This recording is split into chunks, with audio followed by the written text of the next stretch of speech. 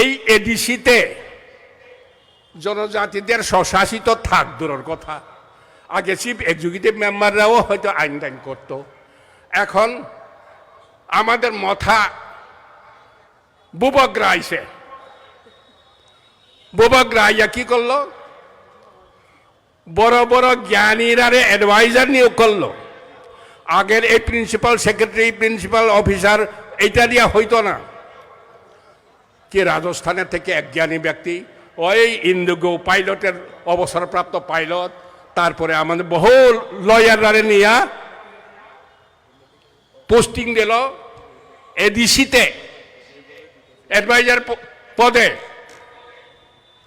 যাদের মাসহারা প্রত্যেক মাসে 2 লাখ টাকা, 50,000 টাকা গাড়ি ভাড়া, গাড়ির ড্রাইভারের খরচ, কোয়ার্টার, এইভাবে চিফ এক্সিকিউটিভ অফিসারদের চাইতেও, এমডিসির চাইতেও বেতন বেশি। তাদের দায়িত্ব শিখানো, জ্ঞান দেওয়া। আরে আমরা 150, 200, 400 বছর ধরে সমাজ করে আইছি। সুপ্রিম কোর্ট বলে দিছে যে নিয়ম সমস্যার সমাধান করতে পারে সেইটাই তো ল। জনজাতির সমাজ যে নিয়ম আচারের মধ্য দিয়া এত বছর নিজেদের সমাজ চালাইয়া আইছে, কোর্ট কাছারিতে না গিয়া, কাজেই জনজাতির সমাজের এই কাস্টমারকেও ল বলতে হবে। কিন্তু ল বলতে তারা নারাজ, মথারা নারাজ। তবু আমি বলছি, যে জাগরণ শুরু হয়েছে,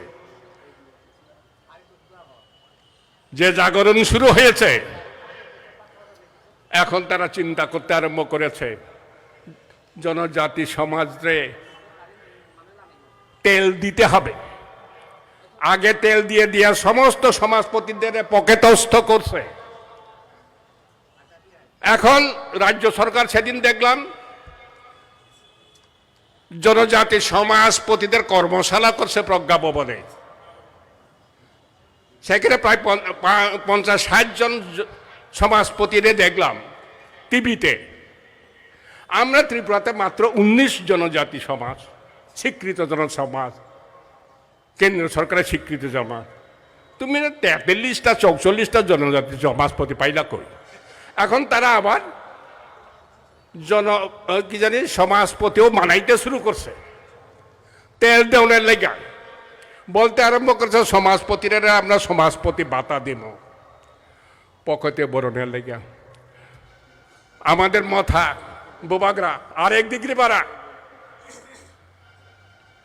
সে সমাজপতিদেরকে নিয়ে দিল্লিতে যন্তর মন্তরে ধর্ণা দেওয়াইছে। কি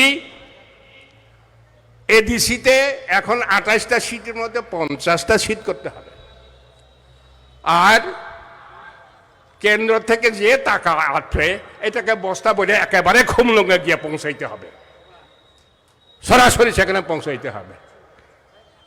তা আমাদের জনজাতি সমাজের কি হইল? অর্থাৎ আরো 50টা এমডিসি হইলে, আরো 10 জন মন্ত্রী হইলে তাদের জন্য শত শত গাড়ি আসবে। এই গাড়ির দুলা খাওয়ানোর লেগে জনজাতিদের অধিকার হবে শুধু দুলা খাওয়ানোর লেগে।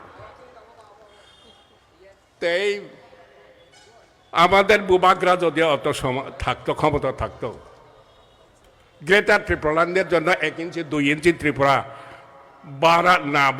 বাড়াইতে তো এমনিই পারতো। জনজাতি সমাজকে নিয়ে আবার দিল্লিতে ধর্ণা দেওয়া লাগেনি। তুমি না বুবাগ্রা বলে গোষ্ঠ, তোমার বুবাগ্রা ক্ষমতা কি শুধু ওই অবসরপ্রাপ্ত অফিসারদের চাকরি দেওয়া, যেখানে এডিসির একটা ক্লাস 4 ও চাকরি দিতে পারে না। এমনি করেই চলছে আমাদের এডিসি। কাজেই আমাদের এই সুরক্ষা মঞ্চের দায়িত্ব হইল সুরক্ষা কেমনে। গত 5 থেকে 9 অক্টোবর আমরা হায়দ্রাবাদেও এরকম সম্মেলন করছি। সেখানে বলছিলাম, সবাইকে বলা হলো নিজেরা জাগো, অন্যকে জাগাও, নিজেদের ক্ষমতা ব্যবহার করো।